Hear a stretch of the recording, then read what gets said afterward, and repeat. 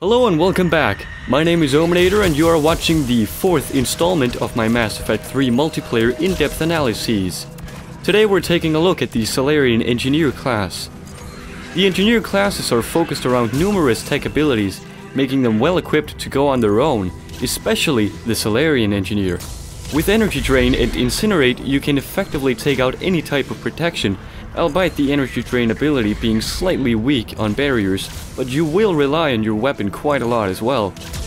The Salarian Engineer is best outfitted with light weapons such as the Geth SMG, the M-5 Phalanx Pistol, or the M-6 Carnifex Pistol to ensure the best power cooldown possible, but still maintain reasonable firepower. You can do a couple of different builds with this class, however I found the most effective combination to be fully upgrading Energy Drain, Incinerate, and Fitness, while only upgrading the Salarian operative tree to the second last level and then putting the rest in decoy. The first ability of the Salarian Engineer is Energy Drain, an ability that lets you drain enemies' shields and barriers and automatically use this energy to replenish your own shields. It is regarded by many as the best ability in the game, and for good reasons. It recharges quickly, does plenty of damage, can be upgraded to have a viable area effect, and can be used defensively as well as offensively. For the first branch, the top option will increase the damage of the ability by 30%. This is good for concentrating as much power as possible on larger enemies. The bottom option will double your impact radius, making you able to take out or simply stun multiple enemies at once. I chose the damage boost because Energy Drain already has a considerably large impact radius. At the next branch, the top option will make Energy Drain work better in your shield's favor by replenishing them faster after a successful shield drain. This is only true for synthetic enemies though. The bottom option will decrease the cooldown timer, making you able to spam the ability more often. The bottom choice is most versatile, but the top choice can truly be a lifesaver when fighting the Geth, or in some cases, Cerberus. At the last branch you can choose to do a whopping 40% more damage, or you can reduce the damage you take by 40% for 10 seconds after Energy Drain is successfully used. Initially, the bottom choice would probably be better, but still, it only holds true for synthetic enemies. Decoy is a very defensive ability. You can run around a corner and spawn a decoy right where your enemy can see it, wait for them to open fire at it, and then take them by storm.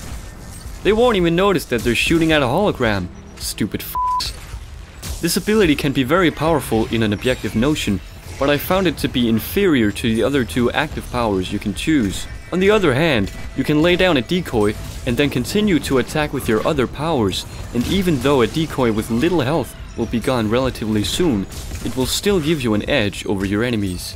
For the first branch, the top choice will increase the duration of the decoy by 40%, but it already lasts 19.5 seconds, making me easily recommend the bottom option, which will increase its shields dramatically, ultimately making it stand for longer. At the next branch, you can at the top option choose to give your decoy a shock ability, being able to damage enemies in its near vicinity, making it a more offensive ability.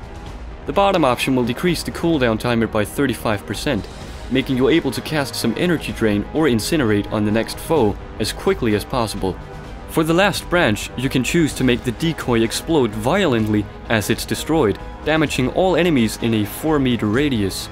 Again, the ability takes a more offensive role here, which can be good or bad, depending on your playing style.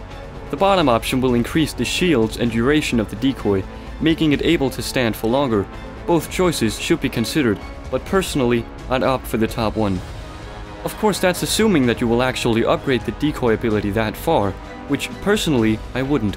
I would go for a build that involves Energy Drain, Fitness, and Incinerate all fully upgraded, with only 3 points in decoy and 5 points in Salarian operative.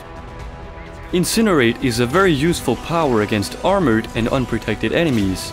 It easily burns through the toughest of armors in no time, but can also set your enemies on fire and make them spasm, giving you and your teammates time to line up some clear shots. This ability can be upgraded mainly to do more damage, or to have a greater area of effect. At the first branch of Incinerate, you can choose between a damage boost and larger impact radius. I have experimented with both, and eventually decided that the bottom choice is far best, so I suppose I'll have to promote this class once again. The reason though is mostly when fighting the Reapers. You can rack up an unbelievable amount of points by spamming incinerate on Ravagers, since the area of effect will kill off all of the little swarmers. At the next branch, you can choose to do additional damage on your enemy over time, or get a faster recharge speed.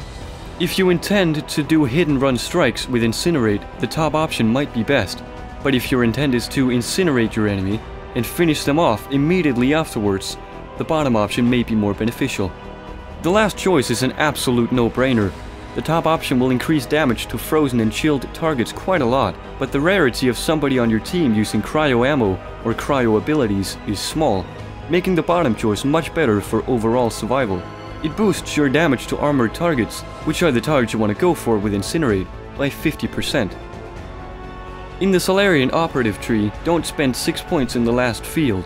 The 10% extra weapon damage isn't worth it compared to the benefits of the decoy ability, and this class wasn't meant for sniper rifles either. I strongly recommend you don't fully upgrade this power tree and instead spend the points in decoy. For the fitness tree, opt for health and shield bonuses. The Salarian Engineer can handle many situations, yet showing its weakest against the Reapers due to a large number of unprotected enemies they deploy, such as husks and cannibals. Against Cerberus or the Geth, however, the Salarian Engineer is a very powerful class that excels vastly in survival. Being able to drain your enemies' shields and refill yours simultaneously is an invaluable trait. You can tag along most games and do good with this class, assuming you equip it properly. My personal favorite being the Carnifex Pistol.